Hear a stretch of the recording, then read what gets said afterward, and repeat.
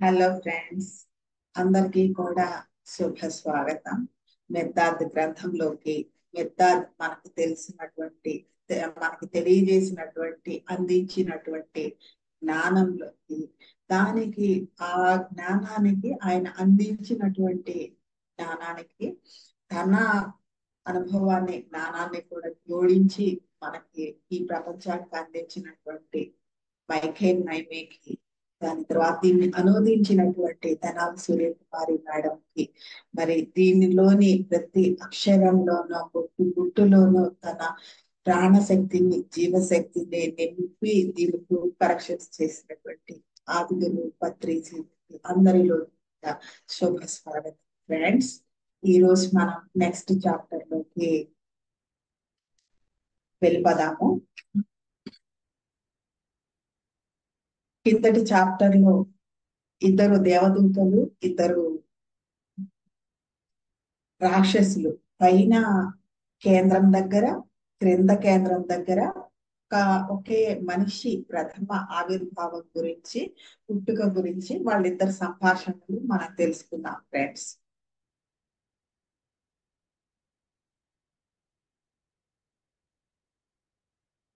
ఇప్పుడు మనం next chapter లోకి వెళ్తున్నాం ఫ్రెండ్స్. ఈ చాప్టర్ పేరు ఏంటంటే మిర్దాద్ని ఆర్క్ నుండి పంపడానికి షమాదం దుష్ట ప్రయత్నం.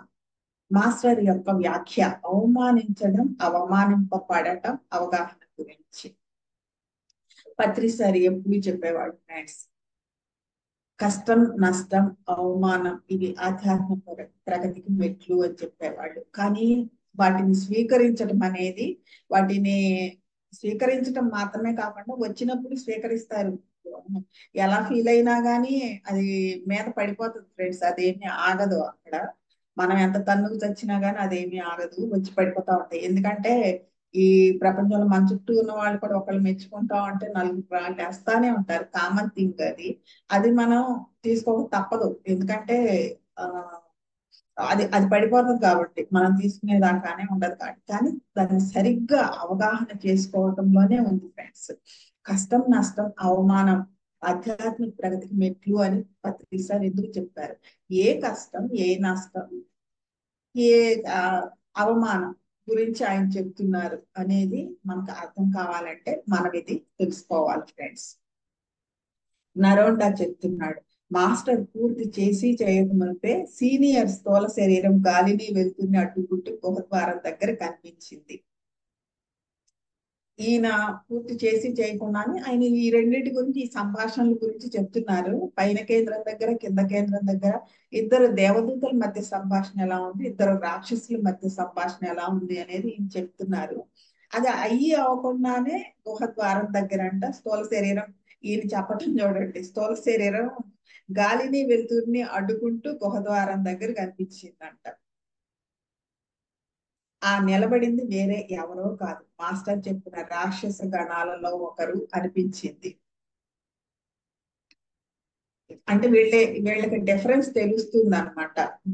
ఒక సోల్ అవేర్నెస్ లో ఉన్న వాళ్ళు ఎలా ఉంటారు, బాడీ కాన్షియస్ తో నేను శరీరాన్ని అనుకునే మాయలో ఉన్న వాళ్ళు ఎలా ఉంటారు అనేది వీళ్ళకి అర్థం అవుతుంది. సీనియర్ కళ్ళల్లో నిప్పులు. అతడు మాస్టర్ దగ్గరికి వచ్చి చెయ్యి పట్టుకుని బయటికి లాగడానికి ప్రయత్నం చేస్తున్నప్పుడు అతని గడ్డంలో వెంట్రుకలు నెక్కముడుచుకున్నాయంట. ఆ స్థితిలో ఉన్నాడు ఫ్రెండ్స్, ఆయన ఉన్నారు. క్షమాదం అంటున్నారు కదా, నువ్వు అతి నీచంగా మాట్లాడిందంతా విన్నాను. నీ నోరు విషధార, నీ ఉనికి దుశ్శకనం. ఈ ఆర్క్ అధికారిగా ఈ క్షణంలో నిన్ను బయటికి వెళ్ళిపోమని ఆజ్ఞాపిస్తున్నాను అని చెప్పారన్నమాట ఆయన. అంటే నువ్వు అతి నీచంగా, ఆయనకు అలా అర్థమైంది. ఎందుకంటే ఆధిపత్యాన్ని కోరుకుంటున్నాడు, నేను నాది అన్న దానిలో ఉన్నాడు. ఆధిపత్యాన్ని కోరుకుంటున్నాడు, అందరూ తన మాట వినాలనుకుంటున్నాడు. తనకేదైతే నచ్చుతుందో, తనేదైతే ఇవి ఉండాలి అని పోగు చేస్తున్నాడో అదే అంతా జరగాలని చెప్పేసి అతను అనుకుంటున్నాడు. దానికి వ్యతిరేకంగా ఏ చిన్నది జరిగినా కానీ అతను సహించడు, క్షమించడు అన్నమాట. అతను చెప్తున్నాడు, నువ్వు అతి నీచంగా మాట్లాడినదంతా విన్నాను. నీ నోరు విషధార, నీ ఉనికి దుశ్శకనం. ఈ ఆర్క్ అధికారిగా ఈ క్షణంలో నిన్ను బయటికి వెళ్ళిపోమని ఆజ్ఞాపిస్తున్నాను అన్నారు. అంటే నరోండా చెప్తున్నారు, మాస్టర్ ఆకారం చిన్నదైనా సమాధం ఒక చిన్న పాప అయినట్లు, తను ఒక మహాశక్తి సంపన్నుడైనట్లు ఎలాంటి ఇబ్బంది లేకుండా నిలదొక్కుతున్నాడు. సమాధం వైపు అతడు చూస్తూ మాట్లాడేటప్పటి అతడి నివ్వరం అబ్బురపరిచింది. అంటే ఈయన నరోండా చెప్తున్నారు, ప్రతి ఒక్క పొజిషన్ మారుతున్నటువంటి ఆ సిచ్యుయేషన్స్ ఎలా ఉన్నాయో నరోండా వివరిస్తున్నాడు ఫ్రెండ్స్. అతను అబ్జర్వ్ చేస్తున్నాడు. మాస్టర్ ఆకారం చిన్నదైనా సమాధం ఒక చిన్న పాప అయినట్టు, తను ఒక శక్తి సంపన్నుడైనట్టు. యాక్చువల్గా చెప్పాలంటే సమాధం కంటే ఆయన చాలా పెద్ద స్థూల శరీరం, కానీ మాస్టర్ది ఈయన మిగతాది చాలా చిన్న శరీరం అనమాట. ఈయన శక్తి సంపన్నుడైనట్టు ఎలాంటి ఇబ్బంది లేకుండా నిలదొక్కున్నాడంట ఆయన. ఒక సామెత చెప్తారు ఫ్రెండ్స్, ఏంటంటే రాజు కంటే మొండాడు బలవంతుడు అని చెప్పేసి. రాజు అయినా పడేయొచ్చు కానీ మొండాడు పడేయలేరంట ఎవరు. మరి ఆత్మ స్థాయిలో అంత మొండి ఆయన. సమాధం వైపు అతడు చూస్తూ మాట్లాడేటప్పటి అతడి నివ్వరం ఆశ్చర్యపరిచింది. ఎంత బ్యాలెన్స్డ్ గా ఆయన మాట్లాడే విధానం అనేది వీళ్ళకి అబ్బురపరిచిందంటే ఆశ్చర్యం వేసిందంట ఫ్రెండ్స్. మీరు దాన్ని చెప్పారు, లోపలికి రమ్మని చెప్పగలిగే వాడికే బయటికి పొమ్మని ఆజ్ఞాపించే శక్తి ఉంటుంది సమాధం. నువ్వు నన్ను లోపలికి రమ్మన్నావా అని అడిగారు ఆయన. ఏం చెప్తున్నా సమాధం అంట, నీ దుర్దశ నా హృదయాన్ని కదిలించి జాలితో నింపింది, నిన్ను లోనికి రానిచ్చాను అని చెప్తున్నారు. మెర్దాద్ అన్నారు కదా, నీ దుర్దశను చూసి కదిలింది నా ప్రేమ సమాధం. ఆయన ఏమన్నారు, నీ దుర్దశను చూసి నాలో నా హృదయాన్ని కరిగించింది, జాలితో నింపింది, అందుకే నేను నిన్ను లోపలికి రానిచ్చాను ఆయన చెప్తున్నారు. ఈయన అంటున్నారు, మిర్దాద్ అంటున్నారు కదా, నీ దుర్దశను చూసి కదిలింది నా ప్రేమ సమాధం. నేను ఇక్కడ ఉన్నాను, నాతో పాటు నా ప్రేమ ఉంది. విచారించవలసిన విషయం ఏమంటే నువ్వు ఎక్కడా లేవు అక్కడా లేవు, నీ నీడ మాత్రమే అక్కడ ఇక్కడ కదులుతోంది. అండ్ నువ్వు బయట లేవు లోపల లేవు, ఎక్కడైనా సరే నీ నీడే కదులుతుంది తప్ప నువ్వు లేవు అక్కడ లేవు ఇక్కడ లేవు. నీ దుర్దశని చూసి కదిలింది నా ప్రేమ. నేను ఇక్కడ ఉన్నాను, నాతో పాటు నా ప్రేమ ఉంది. విచారించవలసిన విషయం ఏమిటంటే నువ్వు ఎక్కడా లేవు అక్కడా లేవు, నీ నీడ మాత్రమే అక్కడ ఇక్కడ కదులుతుంది. నీడలన్నింటినీ ప్రోగు చేసి సూర్యుడిలో తగలబెట్టడానికే నేను వచ్చాను. అంటే మొత్తం ఈ ఈ చివరి నుండి ఒక గోళంగా మనల్ని తీసుకుంటే కంప్లీట్ గా ఆయన కాంతి నింపడానికి వచ్చారు. అప్పుడు ఏర్పడదు కదా సూర్యులలో తగలబెట్టడానికి. అంటే మనలో ఉన్నటువంటి ఏ అజ్ఞానం ఏదైతే ఉందో దాన్ని జ్ఞానాగ్నిలో తగలబెట్టడానికే వచ్చారు అని చెప్తున్నారు ఫ్రెండ్స్. సమాధం అంటారు, నువ్వు పుట్టక ముందే ఈ ఆర్క్ అధిపతిని నేను ఇక్కడ లేనని నీచమైన నువ్వు ఎలా చెప్తావు అని అడుగుతున్నాడు ఆయన. నువ్వు పుట్టక ముందే నీ ఆర్క్ నేను అధిపతిని, నేను ఇక్కడ లేనని నువ్వు ఎట్లా చెప్తావు అని అడుగుతున్నారు. మిర్దాద్ అన్నారు కదా, ఈ పర్వతాలకు ముందే నేను ఉన్నాను, అవి కూలిపోయి దుమ్ముగా పోయిన చాలా కాలం తరువాత కూడా నేను ఉంటాను. అంటే ఐఆమ్ ఎటర్నల్ అంటే నేను శాశ్వతుడిని అని ఆయన చెప్తున్నారు ఫ్రెండ్స్. నేనే ఆర్కుని, నేనే పీఠాన్ని, నేనే అగ్నిని. నాలో నువ్వు ఆశ్రయం తీసుకుని ఉండకపోతే తుఫానికి ఆహారంగా మిగులుతావు అని చెప్తున్నారు. అంటే ఎటో కొట్టుకుపోతారు అనమాట, గాలికి కొట్టుకుపోతారు. నేను రక్షించకపోతే పదునుగా ఉండే మృత్యువు యొక్క కసాయి కత్తుల నుంచి నిన్ను నువ్వు ఎలా రక్షించుకోవాలో నీకు తెలియదు. నా అగ్ని నిన్ను దహించితే తప్ప నువ్వు నరకంలోని క్రూరమైన అగ్నికి ఇంధనం అవుతావు అని చెప్తున్నారు. అంటే ఆ జ్ఞానం ఏదైతే ఉందో ఆ అగ్ని ఈ అజ్ఞానాన్ని కాల్చివేస్తే తప్ప నరకంలోని క్రూరమైన అగ్నికి ఆహుతి అవుతావు, ఇంధనం అవుతావు అని చెప్తున్నారు. సమాధం అన్నారు కదా, అందరూ విన్నారా వినలేదా, నాతో కలవండి, దైవ దూషణ చేసే ఈ మోసగాడిని క్రింది గుంటలోకి విసురుదామని చెప్పేసి ఆయన పిలుస్తున్నారు అందరినీ. మన చుట్టూ అందరూ 7 కూర్చుని ఉన్నారు కదా మిగతా వాళ్ళు, వాళ్ళందరికీ చెప్తున్నాడు ఆయన. నరోండా సమాధం మళ్ళీ మాస్టర్ వైపు తీసుకుని వెళ్ళి బయటికి లాగివేయడానికి చేయగొట్టుకున్నాడు. కానీ మాస్టర్ కదలలేదు, జంకలేదు, అంటే భయపడలేదు. సహచరులలో ఒక్కరు కూడా కదలలేదట ఫ్రెండ్స్. ఎందుకంటే వాళ్ళు నేర్చుకోవడానికి తెలుసుకోవడానికి సిద్ధంగా ఉన్నారు. కొంతసేపు అయిన తర్వాత షమాదం తల క్రిందికి వాలింది. ఈ ఆర్క్ అధిపతిని నేను, దేవుడు నాకు ఇచ్చిన అధికారాన్ని నిలదొక్కుంటాను అని చెప్పేసి గొణుక్కుంటూ గుహలో నుంచి వెళ్ళిపోయాడు షమాదం. ఆయన్ని బయటికి లాగలేకపోయాడు. లాగలేక ఆయనే కళ్ళు దించుకుని తల దించుకుని ఆయన ఏం చెప్తున్నా అంటే, ఈ ఆర్క్ అధిపతిని నేను, దేవుడు నాకు ఇచ్చిన అధికారాన్ని నిలదొక్కుంటాను, నేను నిలబెట్టుకుంటాను అనేసి కొనుక్కుంటూ ఆ గుహలో నుంచి ఆయన వెళ్ళిపోయాడంట. మాస్టర్ చాలాసేపు ఆలోచిస్తూ మాట్లాడలేదు. జమోరా నిశ్శబ్దంగా ఉండలేకపోయాడు. మరి అంత ఆయన వెళ్ళిపోయాడు, ఈయన సైలెంట్ గా ఉన్నారు, ఏం చెయ్యాలో అర్థం కాలేదు వీళ్ళకి. జమోరా నిశ్శబ్దంగా ఉండలేకపోయారు. జమోరా అడిగారు, మన మాస్టర్ ని షమాదం అవమానించాడు, అతడిని మేము ఏం చేయాలో మీరు చెప్పండి, మమ్మల్ని ఆజ్ఞాపించండి, మేము చేస్తాం, మేము ఆచరిస్తామని జమోరా అడిగారు. ఇష్టం వచ్చినట్టు మాట్లాడేసి అవమానం చేసి గెంటేస్తాను, లోయలోకి విసిరేద్దాం రండి అని పిలిచేసి ఆయన వెళ్ళిపోయాడు. ఎంత అవమానించాడు కదా, అతన్ని ఏం చెయ్యాలో చెప్పండి, మీరు ఆజ్ఞిస్తే మేము ఆచరిస్తామని ఆయన అడుగుతున్నారు. ఇక్కడ మళ్ళీ పత్రి సార్నే చెప్తాను ఫ్రెండ్స్. నేను పత్రి సార్ని ఎంతమంది ఎన్ని మాటలు మాట్లాడినా గానీ ఆయన ఎప్పుడు కూడా దాని గురించి అసలు పట్టించుకునే వాళ్ళు కాదు. ఎవరైనా ఆవేశపడి ఆయన ఏదైనా చేయడానికి సిద్ధపడితే ఆయన తగినట్లుగా వాళ్ళని సమాధానపరిచేవాళ్ళు.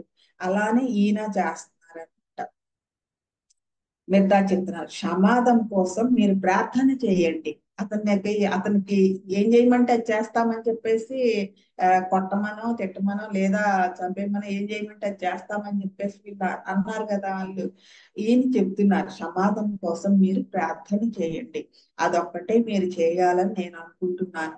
అతడి కంటి తెరలు తొలగేలా, అతడి నీడ ఉన్నతంగా పైకెత్తబడేలా ఎదిగేలా ప్రార్థించండి అని చెప్పేసి. ఎక్కడైనా సరే ఎవరైనా సరిగ్గా లేరు అంటే అది మనం మన దగ్గరే సరి చేసుకోవాలని పత్రి ఎప్పుడు చెప్పేవాడు ఫ్రెండ్స్. ఎలా సరి చేసుకోవాలంటే ఇలా, మనం వాళ్ళు మాట్లాడారు కదా అని చెప్పేసి ఆ మాటలనే పట్టుకుని దాంతో పాటు మనం ఆ వివేకం విచక్షణ అన్ని మర్చిపోయి బిహేవ్ చేయటం కాకుండా, అప్పుడు అదేమవుతుంది అతని పట్ల అంటే ఉమ్, అతని ద్వారా మన పట్ల మనమే మన ఫ్యూచర్ ని తప్పుగా రాసేసినట్టు అవుతుంది కదా ఫ్రెండ్స్. ఇప్పుడు ఈయన ఏం చెప్తున్నారు, సమాధం కోసం మీరు ప్రార్థన చేయండి, అదొక్కటే మీరు చేయాలని నేను అనుకుంటున్నాను. అతడి కంటి తెరలు తొలగేలా, అతడి నీడ ఉన్నతంగా పైకెత్తబడేలా ఎదిగేలా ప్రార్థించండి అని చెప్తున్నారు. మంచిని ఆకర్షించడం ఎంత తేలికో చెడుని ఆకర్షించడము అంతే తేలిక. ప్రేమించడం ఎంత తేలికో ద్వేషించడము అంతే తేలిక. అది కామన్, ఈజీగా అయిపోతుంది. అనంతమైన సువిశాల చరాచర విశ్వం నుంచి మీ హృదయ వైశాల్యం నుంచి ప్రపంచానికి ఆశీస్సులు రాబట్టండి. మీరు చేయవలసిన పని ఇది. అరిచే వాళ్ళకి సమాధానం చెప్పుకుంటూ వాళ్ళు అరిచారని మీరేదో చేస్తూ ఉంటాం కాదు, మీరు చేయాల్సింది ఇది. అనంతమైన సువిశాల చరాచర విశ్వం నుంచి మీ హృదయ వైశాల్యం నుంచి ప్రపంచానికి ఆశీస్సులు రాబట్టండి. ప్రపంచానికి ఏది దీవెనో మీకు అదే దీవెన అని చెప్తున్నారు. జీవులందరూ మంచికే ప్రార్థించండి, ప్రతి జీవికి ఏది మంచో మీకు అదే మంచి, అలాగే ప్రతి జీవికి ఏది చెడో అదే మీ చెడు కూడా అని చెప్తున్నారు ఈయన. మరి మన పక్కిల్లు తగలబడుతుందంటే ఏదో ఒక రోజు మన ఇల్లు కూడా అంటుకుంటది కదండి. మన ఇల్లు అంటుకోకూడదంటే ఏం చేయాలి, పక్కింటిని మనం ఆర్పేయాలి, ఆ మంట ఆర్పాలన్నమాట. అందుకే ప్రతి ఇంటిలోనూ ధ్యానం అనే జ్యోతిని వెలిగించితే ఆ వెలుగులో ఆ ఇల్లు ప్రశాంతంగా తనకు కావలసిన పనులు చేసుకుంటూ ఉంటుంది ఫ్రెండ్స్. ఇక్కడ పత్రి సార్ నాకు ఎప్పుడు కూడా ఒక్కసారి ఒకే ఒక మాట చెప్పారు ఫ్రెండ్స్. ఏంటంటే మనకి ఏది ఆనందాన్ని ఇస్తుందో, ఏ పని చేస్తే ఏ పని చేయటం వల్ల మనకు ఆనందం లభిస్తుందో దాన్ని అందరికీ నేర్పించాలి మేడం, తెలియజెప్పాలి మేడం అని చెప్పేవాళ్ళు. ప్రతి జీవికి ఏది మంచో మీకు అదే మంచి, అలాగే ప్రతి జీవికి ఏది చెడో అదే మీ చెడు కూడా అని చెప్తున్నారు ఈయన. జీవి యొక్క అనంతమైన నిత్యంలో మీరంతా కదిలే మెట్లు కాదా అని అడుగుతున్నారు. కదిలే మెట్లు అంటే ఆయన ఎలా చెప్తున్నారంటే, పవిత్రమైన స్వేచ్ఛా గోళాన్ని ఎక్కాలనుకునేవారు తప్పనిసరిగా ఇతరుల భుజాలు ఎక్కాలి. మరి మనందరం కూడా పత్రిసారి షోల్డర్స్ మీద ఎక్కి కదండి ఇక్కడ దాకా వచ్చాము. మనం వచ్చినప్పుడు అలా ఎక్కువ వచ్చినప్పుడు మన భుజాలు కూడా ఇంకొకళ్ళు ఎక్కడానికి ఇవ్వాలి కదా మనం. అలా మెట్లు అవుతాయి అన్నమాట. తప్పనిసరిగా ఇతరుల భుజాలు ఎక్కాలి. వారు వారి భుజాలను మిగిలిన వారు ఎక్కడానికి నిచ్చెన మెట్లుగా చేయాలి. అప్పుడే వెనక వాళ్ళు పైకి వెళ్తారు. ప్రమాదం మీ జీవితపు నిచ్చెనలో ఒక మెట్టు కాక మరేంటి? అతను మనకి ఎలా ఉండకూడదో నేర్పించాడు. మీరు మీ నిచ్చెనలోని మెట్లన్నీ బలంగా సురక్షితంగా ఉండాలని కోరుకోవటం లేదా?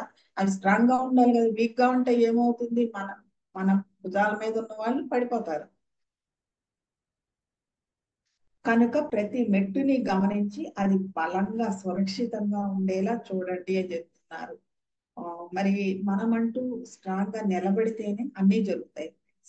మనమంటూ వీక్ గా ఉన్నాము ఇటా అటా అని చెప్పేసి ఊగిసలాట్లో ఉన్నాం అనుకోండి, ఏది అవ్వదు, అక్కడ ముందుకు నడవదు.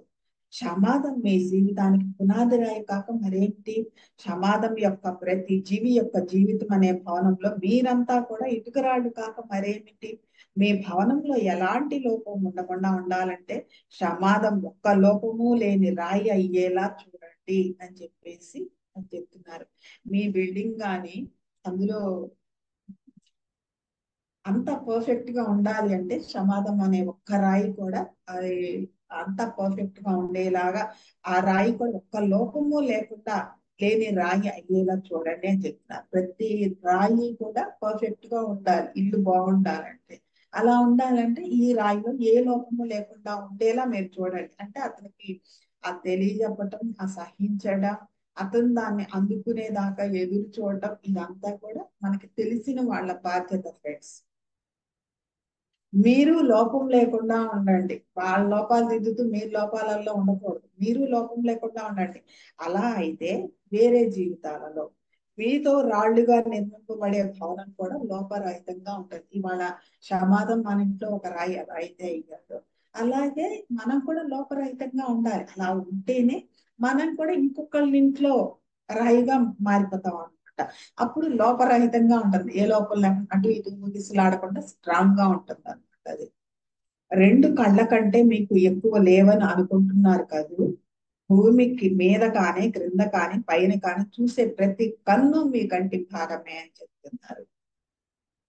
కొత్తగా చేర్చిన భాగమే. మీ పొరుగువాడి కంటి చూపుకి మసకలేనంత వరకు మీ కంటి చూపు కూడా కాంతివంతమే చెప్తున్నారు. అంటే మనతో పాటు మన పొరుగు వాడికి కూడా అవగాహనను కల్పించాలి అని చెప్పేసి చెప్పకుండా చెప్తున్నారు ఫ్రెండ్స్. పొరుగువాడి చూపు ఎంత మసకబారితే మీ చూపు కూడా అంతగా మసకబారినట్లే అని చెప్తున్నారు. మీ కళ్ళను బలపరిచే రెండు కళ్ళను ప్రతి గుడ్డివాడిలోనూ మీరు పోగొట్టుకున్నట్లే, మీ కళ్ళను బలపరిచే రెండు కళ్ళు ప్రతి గుడివాడిలోనూ మీరు పోగొట్టుకున్నట్లే, మీరు స్పష్టంగా చూడడానికి మీ పొరుగువాడి కంటి చూపును కాపాడండి. చూడండి ఫ్రెండ్స్, ఎటువంటి బాధ్యతలు ఈ గ్రంథం ద్వారా మనకు అందించబడుతున్నాయో. ప్రతి మన మన కళ్ళను బలపరిచే, మన కళ్ళను, ఈ కళ్ళు స్ట్రాంగ్ గా ఉండాలంటే క్యారెట్ తినాలి, ఫ్లాక్ సీడ్స్ తినాలి, ఫుడ్స్ తీసుకోవాలి, ఆ డ్రింక్స్ తాగాలి, విటమిన్స్ ఇవన్నీ చెప్తా ఉంటారు ఫ్రెండ్స్. అవి కాదు ఫ్రెండ్స్. మన కళ్ళు బలంగా ఉండాలి అంటే ఆ, మన కళ్ళను బలపరిచేవి వేరే రెండు కళ్ళు. అంటే మన దృష్టిని బలపరిచే వేరే రెండు కళ్ళతో ఆ దృష్టి ఏదైతే ఉందో అది బలపరుస్తుంది ఫ్రెండ్స్. మీ కళ్ళను బలపరిచే రెండు కళ్ళను ప్రతి గుడ్డివాడిలోనూ మీరు పోగొట్టుకున్నారు. మీరు స్పష్టంగా చూడటానికి మీ పొరుగువాడి కంటి చూపుని కాపాడండి అని చెప్తున్నారు ఆయన. పొరుగువాడు తడబడకుండా మీ ద్వారానికి అడ్డంగా నిలబడకుండా ఉండటానికి మీ కంటి చూపుని సురక్షితంగా ఉంచుకోండి. మన కంటి చూపుని సురక్షితంగా ఉంచాలి అంటే పొరుగువాడి కంటి చూపుని కూడా సురక్షితంగా ఉంచాలి. ఇది కూడా మన బాధ్యత అనమాట. Soul responsibility. సమాధం నన్ను అవమానించాడని జమోరా అనుకుంటున్నాడు. సమాధం యొక్క అవివేకం నా అవగాహనను ఎలా కలవరపెట్టగలదు? ఇది దట్ ఈస్ పత్రీస్. బురదతో నిండిన ఒక వాగు ఇంకొక వాగుని బురదమయం చేయగలదు. వాగు వాగు ఈక్వల్ కాబట్టి బురదమయం చేయగలదు. కానీ బురదతో నిండిన ఒక వాగు సముద్రాన్ని బురదమయం చేయగలదా? ఇంపాసిబుల్ కదా. వాగు సైజ్ ఎంత, సముద్రం సైజ్ ఎంత? సముద్రం బురదని ఆనందంగా స్వీకరించి తన మూలంలో గుప్తపరుచుకుని వాగుకి స్వచ్ఛమైన నీరు తిరిగి ఇస్తుంది. దీన్ని బురద చేద్దామని అది వస్తుంది, కానీ దీన్ని బురద చేయలేదు. ఆ బురద ఏదైతే ఉందో ఈ సముద్రం గర్భంలో పంపించేసి, అడుక్కి పంపించేసి తను ఏం చేస్తుంది, స్వచ్ఛమైన నీటిని వాగుకు ప్రసాదిస్తుంది అన్నమాట, తిరిగిస్తుంది. ఒక చదరపు అడుగును లేదా ఒక మైలు నేలని మీరు అపవిత్రం చేయవచ్చు లేదా శుభ్రపరచవచ్చు.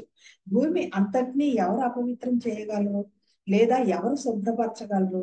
భూమి మనుష్యుల భూమి మనుష్యుల పశువుల మురికిని స్వీకరించి వాటి బదులుగా మధుర ఫలాలను, సువాసనలు వెదజల్లే పువ్వుల్ని, సమృద్ధిగా పచ్చికని ధాన్యాన్ని ఇస్తుంది ఫ్రెండ్స్. భూమిని ఎవ్వరు ఏమి ఆ అపవిత్రం చేయలేరు, శుభ్రపరచలేరు ఫ్రెండ్స్. ఇవి రెండు కూడా జరగని పనులు అనమాట. దానిని తనలో కలిపేసుకుని తన బదులుగా సువాసన వెదజల్లే పువ్వుల్ని, సమృద్ధిగా పచ్చికని ధాన్యాన్ని అది ఇస్తుంది ఫ్రెండ్స్. మరి మనం కిచెన్ వేస్టేజ్ ఏదైతే ఉందో, బాత్రూమ్ రెస్ట్ రూమ్ వేస్టేజ్ ఏదైతే ఉందో అదంతా పంట పొలాలకు పంపిస్తే అది ఎరువు కదా ఫ్రెండ్స్. దానికి మరి కత్తి శరీరాన్ని గాయపరచగలదు. దానికి ఎంత పదునున్నా ఆ కత్తిని పట్టుకున్న చేయి ఎంత బలమైనదైనా అది గాలిని గాయపరచగలదా? లేదు కదా. గ్రుడ్డితనం, పశు ప్రవృత్తి కలిగిన అవివేకమే, గర్వం, సంకుచితత్వం ఉన్న ఆత్మ మాత్రమే అవమానిస్తుంది. గుడ్డితనం, పశు ప్రవృత్తి అంటే బిహేవియర్, జంతువుల బిహేవ్ చేయకు అని అంటారు. కలిగిన అవివేకమే, గర్వం, సంకుచితత్వం ఉన్న ఆత్మ మాత్రమే అవమానిస్తుంది, మరి అవమానింపబడుతుంది కూడా. అవమానాన్ని అవమానంతోనూ, మురికిని మురికితోనూ కడిగి వేయాలనుకుంటుంది. ఇదే గుడ్డితనం, ప్రవృత్తి కలిగిన అవివేకం. గర్వంతో నిండిన నేను అనే మత్తుతో నిండిన ప్రపంచం మిమ్మల్ని గాయపరుస్తుంది. చిన్న భిన్నమైన న్యాయాన్ని, కుళ్ళిన అభిప్రాయాల్ని, బూజు పట్టిన నియమాలు అనే రక్తదాహంతో ఉన్న వేట కుక్కల్ని మీ మీదకి ఉసిగొలుపుతుంది. నియమాలను ఉల్లంఘించే వారిగా, గందరగోళం సృష్టించే వారిగా, దుర్గతి కలిగించే వారిగా మిమ్మల్ని ప్రకటిస్తుంది. మీ దారుల్లో వలలను విసురుతుంది. మీ ప్రక్కలని దొరదబండి మొక్కలతో అలంకరిస్తుంది. మీ చెవులలో తెట్లను చల్లుతుంది. మీ ముఖాలపై తిరస్కారాన్ని ఉంటుంది. అయ్య బాబో, ఎన్నిటిని చేస్తున్నాను ఫ్రెండ్స్. గర్వంతో నేను అనే మత్తుతో నిండిన ప్రపంచం మిమ్మల్ని గాయపరుస్తుంది. ఇవన్నీ గర్వంతో నిండిన నేను అనే మత్తుతో నిండిన ప్రపంచం చేస్తుందంట ఫ్రెండ్స్. భూమిలా ఉదారంగా శాంతంగా ఉండండి. మనుష్యుల హృదయాలలోని మాలిన్యాన్ని ఆరోగ్యంగా, అందంగా మార్చండి అని చెప్తున్నారు. గాలిలాగా స్వేచ్ఛగా ఎటు వంచితే అటు వంగేటట్లు ఉండాలి. మిమ్మల్ని గాయపరిచే కత్తి కాంతిహీనమై తుప్పుపడుతుంది. అప్పుడు పత్రిసారి ఎవరితో ఆయన మింగిలైపోతారు. వీళ్ళు వాళ్ళు అనే తేడా ఆయనకి ఏమీ లేదు. పిల్లల్లో పిల్లవాడిగా ఉంటారు, పెద్దవాళ్ళలో పెద్దవాడిగా ఉంటారు. మరి అహంకారంతో ఉండే వాళ్ళకి వాళ్ళ అహంకారాన్ని చల్లబరిచే విధంగా, అంటే తృప్తిపరిచే విధంగా ఉంటారు. ఒక్కొక్కసారి అహంకారం ఎక్కువైతే దాన్ని తెగొట్టే విధంగా ఉంటారు. ఎక్కడ సమయానికి తగినట్లుగా ఆయన బిహేవ్ చేసే విధానం ఎవరికి అది ఇంతవరకు నేను చూడలేదు ఫ్రెండ్స్. అలా బిహేవ్ చేసే వాళ్ళని నాకు తెలిసిన కొంచెం దాంట్లో గాలిలాగా స్వేచ్ఛగా ఎటు వంచితే అటు వంగేటట్లు ఉండాలి. మిమ్మల్ని గాయపరిచే కత్తి కాంతిహీనమై తుప్పుపడుతుంది. మీకు హాని కలిగించే చేయి విసిగిపోయి ఆగుతుంది. మీరంటే ఏమిటో తెలియని ప్రపంచం మిమ్మల్ని ఇముడ్చుకోలేదు. అందుకే అది మీ పట్ల అయిష్టతను కనబరుస్తూ ఉంటుంది. ఒక పిరమిడ్ మాస్టర్ ని ప్రపంచం ఎందుకు ఎప్పుడు కూడా ఎత్తి చూపిస్తా ఉంటుందంటే ఇదే. మీరంటే ఏమిటో తెలియని ప్రపంచం మిమ్మల్ని ఇముడ్చుకోలేదు. అందుకే అది మీ పట్ల అయిష్టతను కనబరుస్తూ స్వీకరిస్తుంది. ప్రపంచం గురించి తెలిసిన మీరు దానిని ఇముడ్చుకోవచ్చు. ప్రతిసారి ఎప్పుడు ఏం చెప్పేవాళ్ళంటే వరలక్ష్మి మేడంకి, నాకు ఈ ప్రపంచానికి మనం అక్కర్లేదు మేడం, కానీ ఈ ప్రపంచం మనకి కావాలి అని చెప్పేవాళ్ళు. ప్రపంచం గురించి తెలిసిన మీరు దాన్ని ముడుచుకోవచ్చు. ప్రపంచం గురించి మీకు తెలుసు కాబట్టి మీరు దాన్ని ముడుచుకోవచ్చు. మీ గురించి తనకు తెలియదు కాబట్టి తను మిమ్మల్ని ముడుచుకోలేదు అని చెప్తున్నారు. కాబట్టి దాని కోపాన్ని మీరు దయతో తగ్గించండి. దురుద్దేశంతో అది వేసే అపవాదం ప్రేమపూరిత అవగాహనలో ఉంచండి అని చెప్తున్నారు. అవగాహన మీకు విజయాన్ని ఇస్తుంది. నోవాకి అలానే బోధించాను, మీకు అలానే బోధిస్తాను చెప్పారు. నరోండా అంటున్నారు, 7 మౌనంగా వెళ్ళిపోయాం. నోవాకి అలానే బోధించాను అని మాస్టర్ ముగించడం అతడికి ఇక మాట్లాడడం ఇష్టం లేదన్న దానికి సంకేతం. కాబట్టి వీళ్ళంతా కూడా సైలెంట్ గా వెళ్ళిపోయారంట ఫ్రెండ్స్. పత్రి సార్ ఎప్పుడైతే చెప్పి అందరికీ అన్ని కూడా వివరించి చెప్పి ఒక టైంలో ఆయన ఏమంటారంటే ఓకే మేడం బై బై అని చెప్పేస్తారు. అంటే అది ఆయన మౌనంగా ఉంటారు, ఉండదలుచుకున్నారు అని చెప్పడానికి సింబల్ ఫ్రెండ్స్, సిగ్నల్ ఫ్రెండ్స్. అప్పుడు అందరూ కూడా రూమ్ ఖాళీ చేసేస్తారు. ఎవరైనా అట్లా వెళ్లకుండా కూర్చున్నారనుకోండి ఆయన ఒక కసులు కసురుతారు అనమాట. అప్పుడు వాళ్ళు వెళ్ళిపోతారు. ఇలా గురువులు ప్రవర్తించే విధానాన్ని బట్టి, వాళ్ళ కంటి సైగను బట్టి మనం ప్రతి క్షణం కూడా వాళ్ళని అర్థం చేసుకుంటూ అవగాహన చేసుకోవడానికి ప్రయత్నిస్తూ మనకు అందినంత వరకు తీసుకుని మన ప్రవర్తన మనం మార్చుకుంటూ ఉంటే వాళ్ళ అడుగు జాడల్లో మనం నడుస్తూ ఉంటాం. గురువులు ఎప్పుడు పత్రిసారి ఎప్పుడు ఆయన అలానే ఉంటారు. ఆయన్ని అందుకోవటం కోసం, ఆయన చెప్పేదాన్ని అందుకోవటం కోసం మనల్ని మనం ఎప్పుడు కూడా మన అవగాహనని, మన పవిత్రమైన అవగాహనని పెంచుకుంటూ వెళ్ళాలి ఫ్రెండ్స్. ఇది మన బాధ్యత ఫ్రెండ్స్. అప్పుడు ఆ మనల్ని ఆ ప్రయత్నంలో ఆ కార్యకలాపాలలో మనల్ని సంరక్షించుకోవటం ఆయన బాధ్యత, మంది కాదు. భగవద్గీతలో చెప్పినట్లుగా యోగక్షేమం నువ్వు నీ యోగంలో ఉండు, నీ క్షేమం నేను చూసుకుంటాను అని చెప్పినట్లుగా మన చేయాల్సిన దాంట్లో మనతో మనం కలిసి ఉంటే మన యొక్క క్షేమాలన్నీ కూడా ఆయన పత్రిసారి చూసుకుంటారు ఫ్రెండ్స్. మరి ఈ ఇంతటితో ఈ అధ్యాయాన్ని, ఈ ఎపిసోడ్ ని మనం ముగించుకుంటున్నాం ఫ్రెండ్స్. తిరిగి మరొక ఎపిసోడ్ లో మళ్ళీ మనం కలుగుతాం ఫ్రెండ్స్. ఆ ఎపిసోడ్ దాని పేరు ఏంటంటే, ఆ చాప్టర్ పేరు ఏంటంటే ఆర్క్ పట్ల రుణం నుంచి కస్టేడియన్ యొక్క రస్టేడియన్ యొక్క విముక్తి అని చెప్పేసి ఆ చాప్టర్. దానిలోకి నెక్స్ట్ ఎపిసోడ్ లో వెళ్దాము. మరి మళ్ళీ మళ్ళీ చెప్తున్నాను ఫ్రెండ్స్, ఎన్ని జన్మల పుణ్యమో, ఎంతటి మహాభాగ్యమో, ఎంతగా మనం పెట్టి పుడితేనో ఈ రోజు మనం ఈ జన్మలో మనకి పత్రిజీ దర్శన భాగ్యం, స్పర్శన భాగ్యం, ఆయన చెప్తున్నటువంటి ఆ పదాలను, మధుర వాక్కులను వినే భాగ్యం, ఆయనతో కలిసి ఆయన అడుగుల్లో మన చిట్టి పొట్టి అడుగులు వేస్తూ ఆయన చిటికెన వేలు పట్టుకుని నడిచి ఆయనతో పాటు కలిసి ప్రయాణించే మహాభాగ్యం లభించింది ఫ్రెండ్స్. ఇంతకు మించిన మహాభాగ్యం అనేది ఈ ప్రపంచంలో కానీ అనంత విషయంలో కానీ ఒకటి ఏదీ లేదు ఫ్రెండ్స్. మరి దానిని మనం వదులుకోవద్దు అని అందరికీ కూడా మరొకసారి తెలియజేస్తూ థ్యాంక్ యూ సో మచ్. తనతో పాటు కలిసి నడవగలిగే మహద్భాగ్యాన్ని ప్రసాదించినటువంటి ఆది గురువు బ్రహ్మర్షి పత్రిజీకి ఎంతో కృతజ్ఞతలతో, అలా ఆయన వెంట ప్రయాణిస్తున్నటువంటి మనందరికీ కూడా ఎంతో కృతజ్ఞతతో థ్యాంక్ యూ సో మచ్.